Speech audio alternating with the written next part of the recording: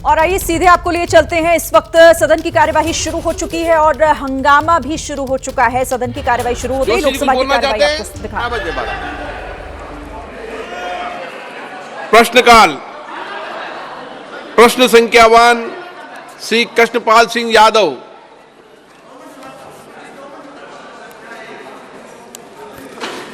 प्रश्न संख्या 1।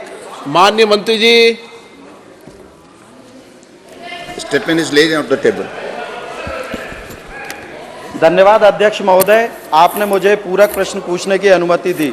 मैं सबसे पहले हमारे यशस्वी प्रधानमंत्री श्री नरेंद्र मोदी जी और हमारी वित्त मंत्री श्रीमती निर्मला सीतारमण जी को बधाई देता हूं, जिन्होंने एक सर्व समावेशी और आत्मनिर्भर एवं विकसित भारत के लिए जन कल्याणकारी बजट प्रस्तुत किया है, जिसमें समाज के सभी वर्गों के लिए प्रावधान किया गया है। साथ ही आयुष मंत्रालय का बजट भी 3700 करोड़ कर दिया है, जो 2014 में सिर्फ 691 करोड़ था। और प्रधानमंत्री जी के नेतृत्व में आयुष प्रणाली को पूरे विश्व में प्रसिद्धि मिल रही है। मेरा संसदीय क्षेत्र गुना के अंतर्गत 3 जिले आते हैं, जिनमें 30% वन क्षेत्र है और जहां पर 35 से अधिक प्रकार के आयुष और वन औषधियाँ जैसे अश्वगंधा, आंवला, भृंगराज और गिलोय जैसे मेरे क्षेत्र के जंगलों में पाए जाते हैं। इनकी गुणवत्ता खेतों में उगाए जाने वाली औषधियों से अधिक होती है, लेकिन इन पर शोध की कमी के कारण इनका ठीक से उपयोग नहीं किया जा रहा है।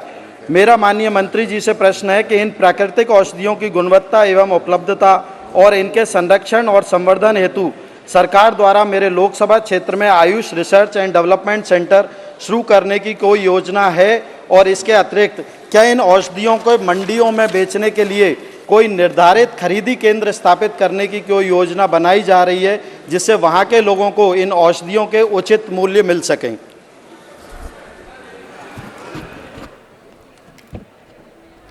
आदरणीय।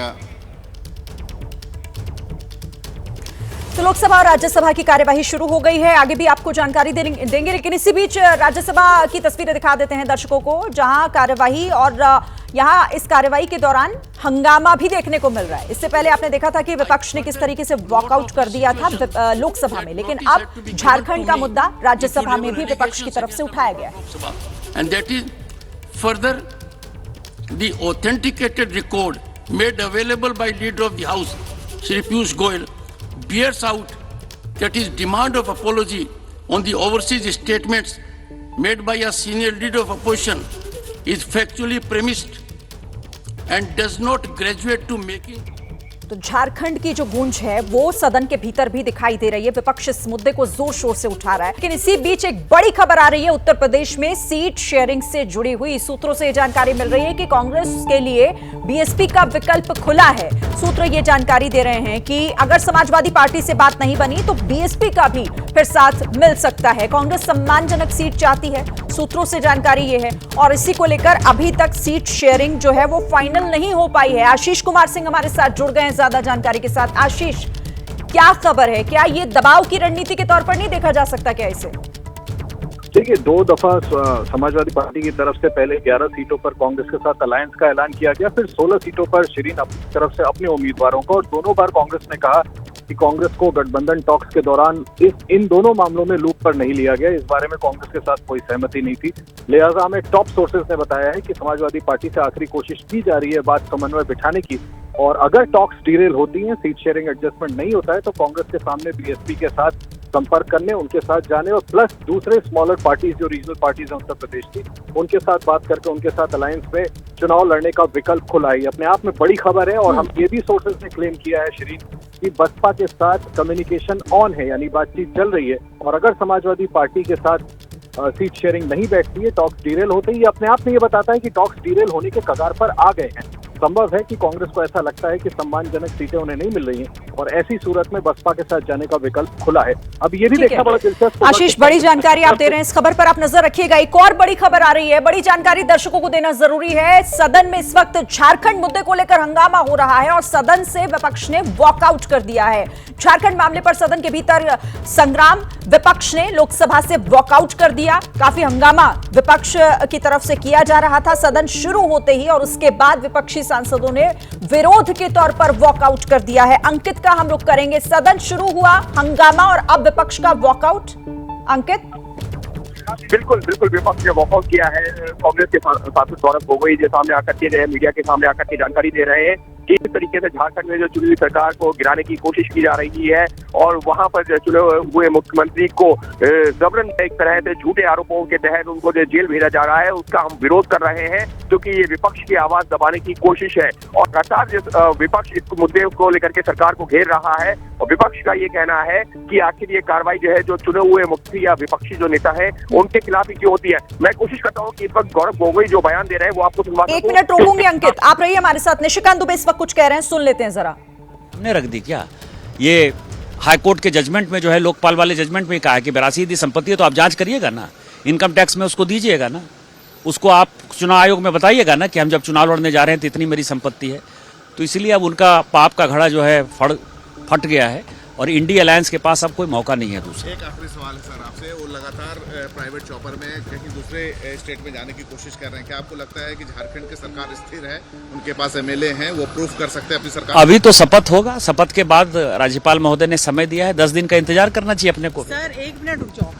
तो निशिकांत दुबे जो ये कहते हुए दिखाई दे रहे थे कि पाप का घड़ा भर गया है, अब कोई दूसरा ऑप्शन नहीं बचा, लेकिन इससे लेकर जो सियासी संग्राम है वो लगातार बढ़ रहा है झारखंड में और इसको लेकर विपक्ष का हंगामा सदन में भी आज देखने को मिला, जिसके बाद वॉकआउट कर दिया है विपक्ष ने विरोध के तौर पर, क्योंकि सीधे सीधे इस मुद्दे को लेकर बीजेपी पर, सरकार पर निशाना साध रहा है विपक्ष, ये कहते हुए कि राजनीतिक षड्यंत्र के तहत ये किया जा रहा है और विपक्ष मुक्त भारत चाहता है बीजेपी। और अब एक और बड़ी खबर झारखंड की सियासत पर सूत्रों से मिल रही है हमें कि झारखंड बीजेपी के हालात पर इस वक्त नजर है। जेएमएम में फूट पर राष्ट्रपति शासन संभव है, यानी कि अगर जेएमएम में फूट होती है, अगर बिखराव होता है तो संभव है कि राष्ट्रपति शासन भी लगा दिया जाए झारखंड में। और पल पल के जो हालात इस वक्त वहां बने हुए हैं, बीजेपी उस पर नजर अपनी बनाए हुए है। नीरज पांडे हमारे साथ जुड़ गए हैं। नीरज, जो भी मौजूदा परिस्थितियां बनी हुई है, बीजेपी जाहिर है उस पर अपनी नजर बनाकर रखे है, लेकिन सूत्र जानकारी दे रहे हैं अगर ये फूट बढ़ी, बिखराव बढ़ा तो राष्ट्रपति शासन भी लग सकता है। जी बिल्कुल, हमारी जो टॉप सोर्स से बात हुई है उनसे, उनके अनुसार भारतीय जनता पार्टी का वहाँ सरकार बनाने का कोई इरादा नहीं। अगर उनकी पार्टी में कोई होती है तो उस समय ऐसी हालात में राष्ट्रपति शासन लग सकता है, क्योंकि भारतीय जनता पार्टी का मानना है कि थोड़े दिन बाद चुनाव में जाना है और ऐसे में वो किसी के साथ सरकार बनाने की स्थिति में नहीं है, ना ही उनका कोई ऐसा इरादा है। भाजपा का साफ मानना है कि वो विपक्ष की भूमिका निभा रहे हैं। ये जो भी हो रहा है वो उनके अंदर हो रहा है, क्योंकि हेमंत सोरेन अब ईडी की हिरासत में है, ईडी के गिरफ्त में है। ऐसे स्थिति में कौन मुख्यमंत्री बनेगा, कौन नहीं बनेगा और उस समय उनकी पार्टी में कैसे हालात बनते हैं, ये सारा कुछ उनकी पार्टी का अपना आंतरिक मामला है। इसलिए भारतीय जनता पार्टी पूरे मामले में पॉलिटिकल पार्टी होने के नाते नजर बनाए हुए है, लेकिन भाजपा का कोई इरादा नहीं है कि वहां पर कोई सरकार गठन की। अगर फूट पड़ती है या उनकी पार्टी में बिखराव होता है तो ऐसी स्थिति में राष्ट्रपति शासन लगेगा। ठीक है नीरज, आप इस पर नजर रखिएगा। तो देखिए, बीजेपी की तरफ से सूत्रों के हवाले से जानकारी है कि ये स्टैंड है कि सरकार बनाने में कोई अभी दिलचस्पी नहीं है, लेकिन हाँ हालात पर नजर है जो भी होगा। और इसी बीच उत्तराखंड से खबर आपको बता दें, यूसीसी का ड्राफ्ट सौंपा जा रहा है। यूनिफॉर्म सिविल कोड का ये ड्राफ्ट पुष्कर सिंह धामी, उत्तराखंड के मुख्यमंत्री, जिन्हें कमेटी इस वक्त ड्राफ्ट सौंप रही है और आने वाले विधानसभा सत्र में इसे पेश भी किया जाएगा। पूरी तैयारी इसकी हो चुकी है, जिसमें कई ऐसे प्रावधान हैं जिसको लेकर हमने आपको जानकारी भी दी। लड़कियों की शादी की उम्र बढ़ाई जा सकती है, महिलाओं को पुरुषों के समान अधिकार दिलाने का जिक्र इस पूरे मसौदे में है, जिस मसौदे की जानकारी एबीपी न्यूज ने आपको सबसे पहले दी थी। और फिलहाल ये आप तस्वीरें देखिए, ताजा जानकारी है। एक्सपर्ट कमेटी ने यह ड्राफ्ट रिपोर्ट सौंपी है यूसीसी को लेकर मुख्यमंत्री पुष्कर सिंह धामी को। अभिषेक उपाध्याय हमारे साथ जुड़े हुए हैं। अभिषेक ने, क्योंकि लगातार इस खबर पर यूसीसी क्या, किस तरीके से उसमें इस ड्राफ्ट में क्या कुछ हो सकता है, हमारे दर्शकों को बताया और आज वो हम तस्वीरें भी देख रहे हैं। अभिषेक, मुख्यमंत्री को यह मसौदा सौंपा दिया है। बिल्कुल, देखिए मुख्यमंत्री को मसौदा सौंप दिया गया है। बहुत ही महत्वपूर्ण है ये, और इसलिए महत्वपूर्ण है क्योंकि ये बहुत ही तेजी के साथ में हो रहा है। वहाँ के सीएम पुष्कर धामी ने कहा भी है कि इसको तत्काल लागू करेंगे। और आप देखिए, जो बातें रखी गई हैं वो बातें बहुत महत्वपूर्ण इसलिए क्योंकि ये देश के यूनिफॉर्म सिविल कोड का ब्लूप्रिंट हो सकता है, इसलिए और भी महत्वपूर्ण है। जैसे लड़कियों की, जो हमने शुरू से, हम पिछले 6 महीने से कंटिन्यू इस ड्राफ्ट की एक ही चीज को सामने रखते आ रहे हैं कि लड़कियों की शादी की उम्र बढ़ाना, तलाक के ग्राउंड को सेम करना, जो एडॉप्शन एडॉप्शन का अधिकार है वो सबको देना, एडॉप्शन का अधिकार हर जगह नहीं अवेलेबल है, वो अधिकार सबको देना। इसके अलावा बहुविवाह पर रोक लगाना, इद्दत पर रोक लगाना, निकाह हलाला पर रोक लगाना, पॉलीगैमी पर रोक लगाना, ये सारी चीजें इसका हिस्सा हैं। और उत्तराखंड में देखिए एक चीज बड़ी इंपॉर्टेंट होती है कि जो उत्तराधिकार का मसला होता है, सेना में वहां पर जो जवान काम करते हैं, अगर असामयिक उनका निधन होता है तो उसके बाद जो प्रॉपर्टी का डिवीजन होता है उसको लेकर के भी है कि उसमें माता पिता का भी शेयर हो, उनको भरण पोषण मिल सके।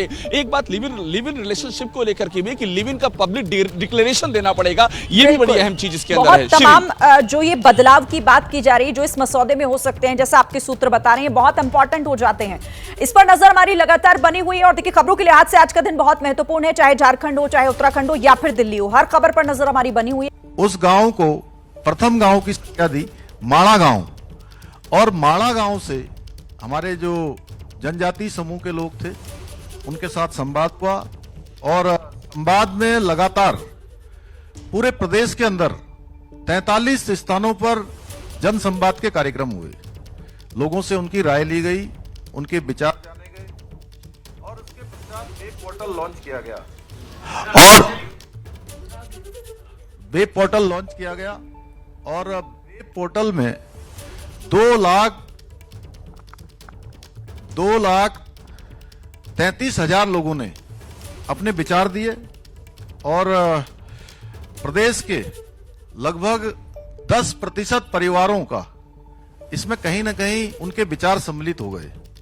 और ये देश का पहला ऐसा काम है समान नागरिक संहिता का जिसके लिए इतनी बड़ी संख्या में, ये पहला उदाहरण है कि 10% लोगों ने प्रदेश के अंदर अपनी राय इस पर रखी है, और उनकी राय के आधार पर हम आगे बढ़े हैं। समिति ने अभी तक 72 बैठकें पूरी की हैं, और आज उन्होंने हमको अपनी रिपोर्ट दे दी है।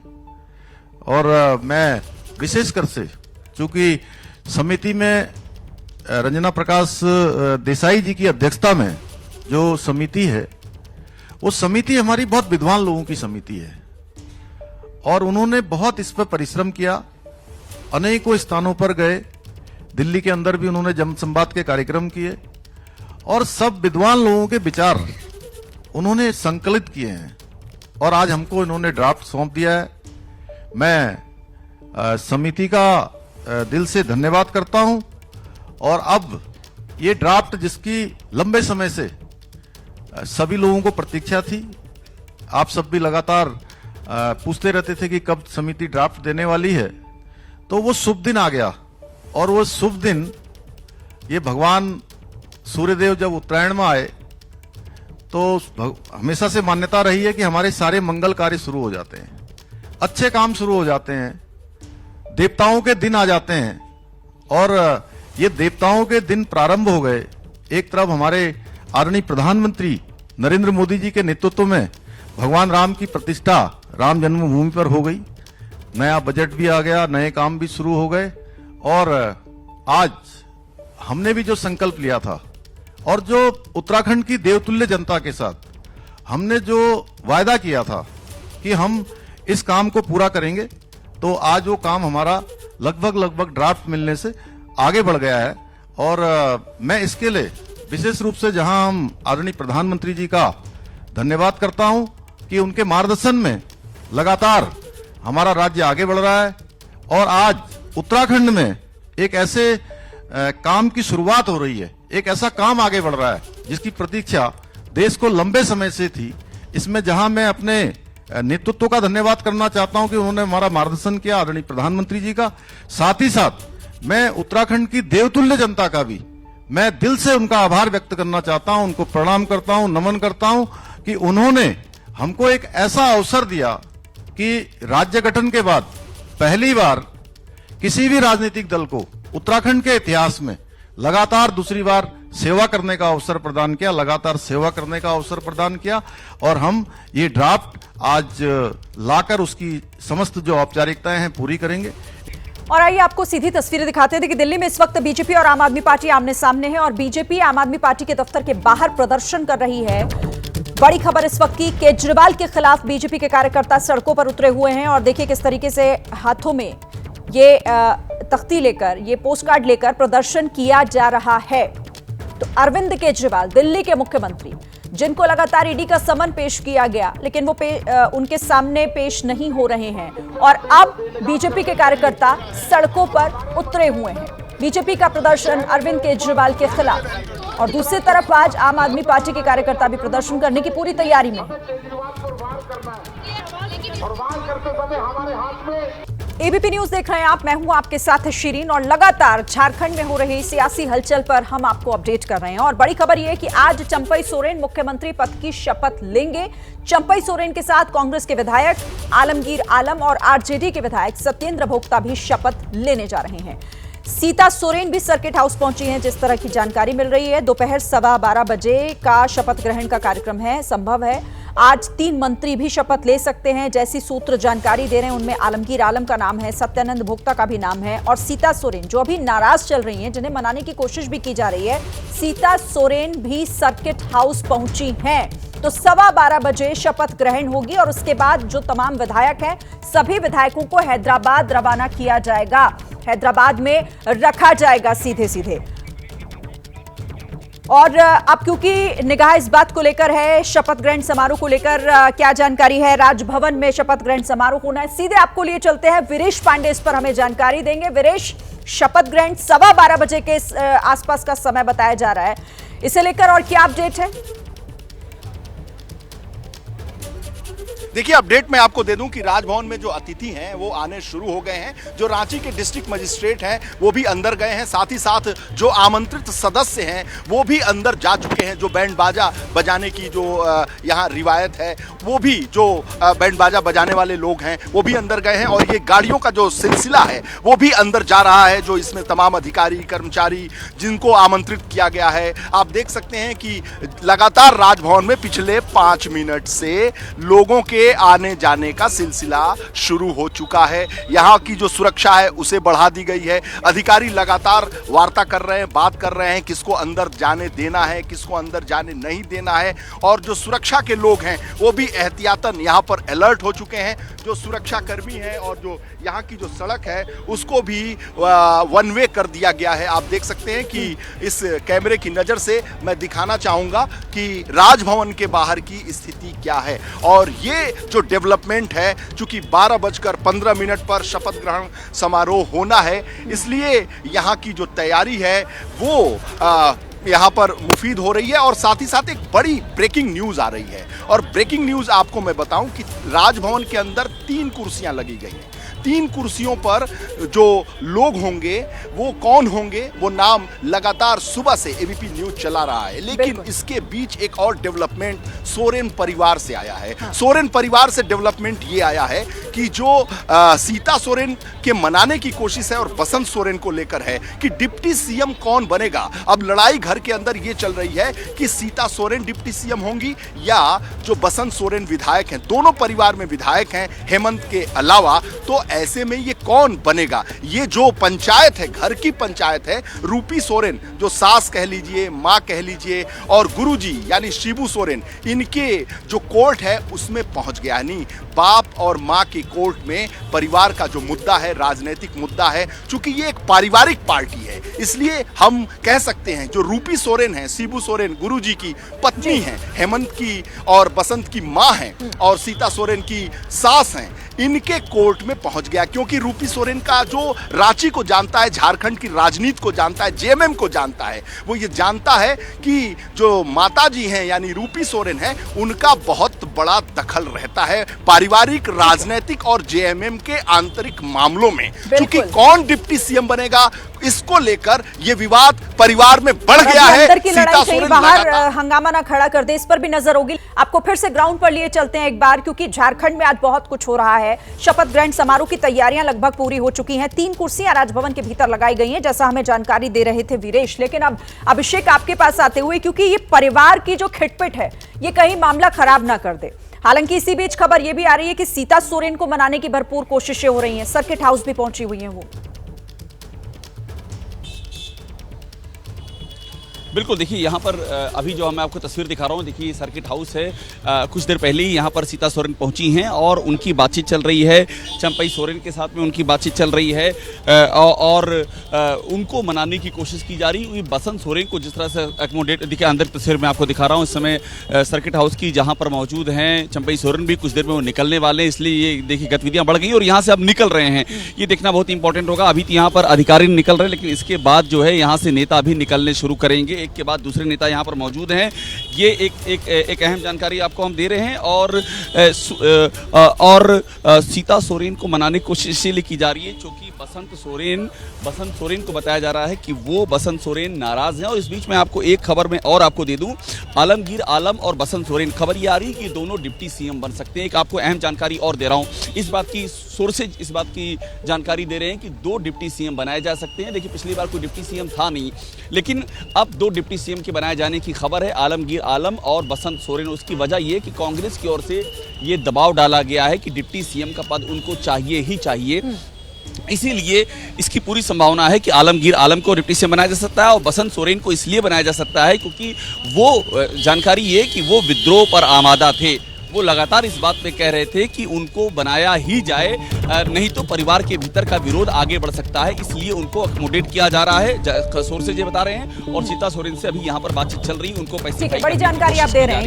यानी कि इस पूरी नाराजगी को यहाँ पर खत्म इस तौर पर किया जा सकता है कि ये फॉर्मूला हो सकता है, मुख्यमंत्री के साथ साथ 2 डेप्यूटी सीएम भी बनाए जा सकते हैं झारखंड में, और इस फॉर्मूले के तहत नाराजगी खत्म करने की कोशिश की जा सकती है। तो बड़ी खबर इस वक्त हमारे सहयोगी अभिषेक आपको दे रहे हैं। जानकारी यह है कि झारखंड में 2 डेप्यूटी सीएम बनाए जा सकते हैं, मुख्यमंत्री के अलावा 2 डेप्यूटी सीएम, आलमगीर आलम और बसंत सोरेन, जिन्हें डेप्यूटी सीएम बनाया जा सकता है क्योंकि कांग्रेस भी डेप्यूटी सीएम के पद पर अड़ी हुई है। और जिस तरह से परिवार के अंदर भी ये मांग अब उठ रही है, पद को लेकर वो घमासान साफ दिखाई दे रहा है, तो उसे भी शांत करने के लिए बसंत सोरेन, सूत्रों के हवाले से खबर है, उन्हें भी यहां पर ये बड़ा पद दिया जा सकता है डेप्यूटी सीएम का। तो बड़ी खबर, सहयोगियों को भी साथ रखना है और परिवार को भी एकजुट रखना है और इसका एक ये तोड़ ये निकाला जा रहा है जैसे ही जानकारी मिल रही है, क्योंकि नाराजगी सीता सोरेन को लेकर जो इस वक्त सर्किट हाउस में मौजूद है, मनाने की भरपूर कोशिश की जा रही है। बसंत सोरेन का नाम इसलिए सामने आ रहा है क्योंकि वो भी डेप्यूटी सीएम बनाए जा सकते हैं और कांग्रेस के उस दावे का भी यहां पर जो कांग्रेस की तरफ से किया जा रहा था कि डेप्यूटी सीएम से कम पर नहीं मानेगी कांग्रेस, तो वहां उन्हें भी साधने की भरपूर कोशिश की जा रही है। बड़ी खबर इस वक्त, झारखंड में 2 डेप्यूटी सीएम बनाए जा सकते हैं। तो अभिषेक और वीरेश का रुख हम फिर से करेंगे। इसी बीच एक और बड़ी खबर सुप्रीम कोर्ट से जुड़ी हुई है। सुप्रीम कोर्ट से हेमंत सोरेन को बड़ा झटका लगा है। सुप्रीम कोर्ट ने सोरेन की अर्जी सुनने से इनकार कर दिया। थोड़ी देर पहले सुनवाई हुई जिसमें सुप्रीम कोर्ट ने कहा कि आप हाई कोर्ट जाइए। सुप्रीम कोर्ट ने सीधे तौर पर हाई कोर्ट जाने का यहां पर जो है वो आदेश दे दिया गया है और ये झटका है। निपुण हमें बताएंगे कि कोर्ट के भीतर क्या हुआ और कैसे ये झटका बड़ा है हेमंत सोरेन के लिए। बिल्कुल, ये झटका बड़ा है क्योंकि सुप्रीम कोर्ट ने कह दिया कि आप की याचिका में ऐसी कोई बात नहीं है कि सीधे सुप्रीम कोर्ट इसे सुन ले। हाई कोर्ट का मंच आपके सामने खुला हुआ था, आपको वहां जाना चाहिए था और आप गए भी हैं वहां पर, लेकिन उसको जंप करके, उससे कूद कर आप यहां चले आए। लेकिन हम इसकी अनुमति नहीं दे सकते क्योंकि अगर हमने आपको सीधे सुन लिया तो हम दूसरे लोगों को कैसे मना करेंगे। तो एक न्यायिक अनुशासन की बात है। साथ ही साथ ये भी समझना पड़ेगा कि एजेंसी ने, ईडी ने गिरफ्तार किया है उनको और निचली अदालत में पेश किया है, तो पहला तो उनके पास मौका है कि वहां पर वो अपनी बात को रखे निचली अदालत में और कोशिश करें कि जमानत वहां से मिल जाए उनको और ईडी की हिरासत में ना जाना पड़े। अगर ऐसा नहीं कर सकते हैं तो हाईकोर्ट में अपनी बात रख सकते हैं। सुप्रीम कोर्ट तो तीसरे स्तर पर आता है। सुप्रीम कोर्ट ने यही बात कही और कहा कि हम नहीं सुनवाई करेंगे आपकी याचिका पर। ठीक है, शुक्रिया आपका निपुण ये तमाम जानकारी देने के लिए। तो सोरेन पहले हाई कोर्ट जाएं, ये कहा गया है सीधे सीधे सुप्रीम कोर्ट से, और सुनने से इनकार कर दिया इस मामले को। अच्छा देखिए, अब शपथ ग्रहण की तैयारी भी हो रही है झारखंड में। दूसरी तरफ हैदराबाद जाने की भी पूरी तैयारी है। शपथ के बाद हैदराबाद जाएंगे तमाम विधायक। दोपहर 12:15 बजे 12:15 पर शपथ ग्रहण समारोह होगा और उसके बाद विधायक हैदराबाद के लिए रवाना हो जाएंगे। और हैदराबाद से आशीष हमारे सहयोगी हमारे साथ जुड़ गए हैं। आशीष, क्योंकि शपथ ग्रहण के बाद सभी विधायक रवाना किए जाएंगे हैदराबाद, वहां पर क्या तैयारी हो रही है, कहां रखे जाएंगे, क्या कार्यक्रम वहां पहुंचने के बाद इन तमाम विधायकों का? जी देखिए, अभी हम इस समय बेगमपेट एयरपोर्ट पे हैं। ये एयरफोर्स ऑपरेटेड एयरपोर्ट है, वीआईपी एयरपोर्ट है। यहीं से सारे वीआईपी और चार्टर्ड प्लेन्स का ऑपरेशन होता है। शहर के बीचों बीच ये एयरपोर्ट है और आप देख सकते हैं पीछे यहाँ पर एयरपोर्ट के बाहर सुरक्षा व्यवस्था, पुलिस की व्यवस्था यहाँ की गई है।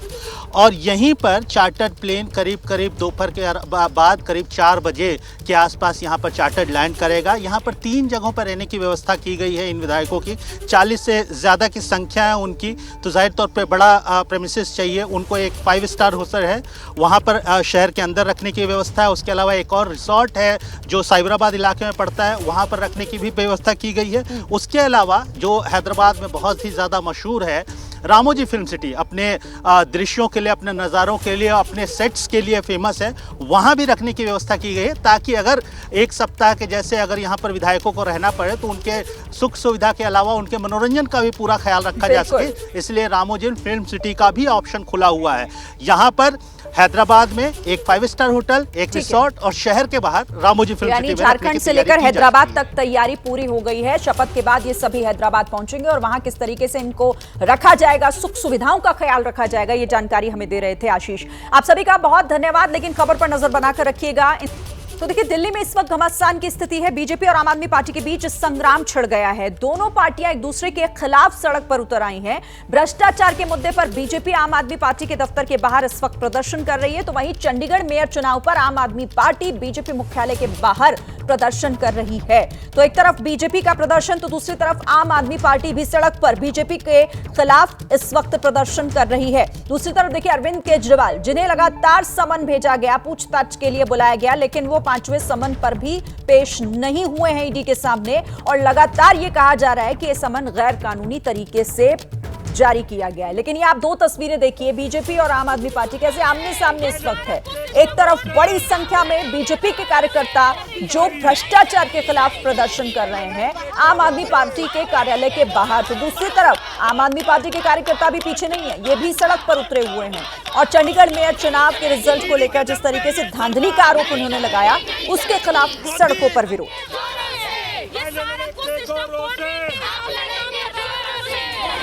ओबीसी मोर्चा के अध्यक्ष भाई सुनील यादव जी, उनसे मेरा आग्रह है कि वो मंच पर आए। युवा मोर्चा के अध्यक्ष भाई सागर त्यागी जी, हमारे पूर्वांचल मोर्चा के अध्यक्ष नीरज तिवारी जी, ओबीसी मोर्चा के अध्यक्ष भाई सुनील यादव जी।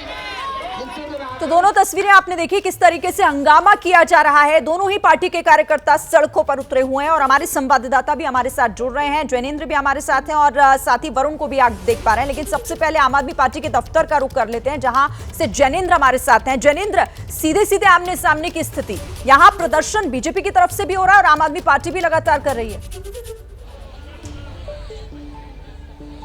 बिल्कुल अपने अपने मुद्दे हैं, लेकिन दोनों ही पार्टियां एक दूसरे पर हमलावर हैं। जैसा आपने बताया, चंडीगढ़ मेयर चुनाव में कथित धांधली के खिलाफ आम आदमी पार्टी बीजेपी हेडक्वार्टर पर प्रदर्शन कर रही है, जिसमें अरविंद केजरीवाल दिल्ली के मुख्यमंत्री और पंजाब के मुख्यमंत्री भगवंत मान शामिल होंगे। लेकिन आम आदमी पार्टी का आरोप है कि इस प्रदर्शन के मद्देनजर पुलिस उसके कार्यकर्ताओं को, नेताओं को पार्टी दफ्तर नहीं पहुंचने दे रही है। देखिए तस्वीरों के जरिए समझिए, ये आम आदमी पार्टी का मुख्यालय है दिल्ली के दीनदयाल उपाध्याय मार्ग पर, और इससे ही कुछ दूरी पर, तकरीबन 500 मीटर से 1 किलोमीटर की दूरी पर बीजेपी का हेडक्वार्टर है। यहां से कार्यकर्ता आम आदमी पार्टी के निकलकर बीजेपी दफ्तर जाकर प्रदर्शन करना चाहते हैं, लेकिन पुलिस ने ये जो पूरा रास्ता है दीनदयाल उपाध्याय मार्ग, इसको दोनों तरफ से बंद कर दिया है। ये जो रास्ता बीजेपी दफ्तर की तरफ से जाता है, उधर भी बैरिकेड किया हुआ है, और जो रास्ता आईटीओ से आम आदमी पार्टी कार्यालय की तरफ आता है, उसे भी देखिए, उसे भी बिल्कुल बंद कर दिया गया है। इस बैरिकेड के उस तरफ तकरीबन 100 मीटर आगे दिल्ली बीजेपी की तरफ से प्रदर्शन किया जा रहा है और वो आरोप लगा रहे हैं भ्रष्टाचार का। दिल्ली की शराब नीति के मामले में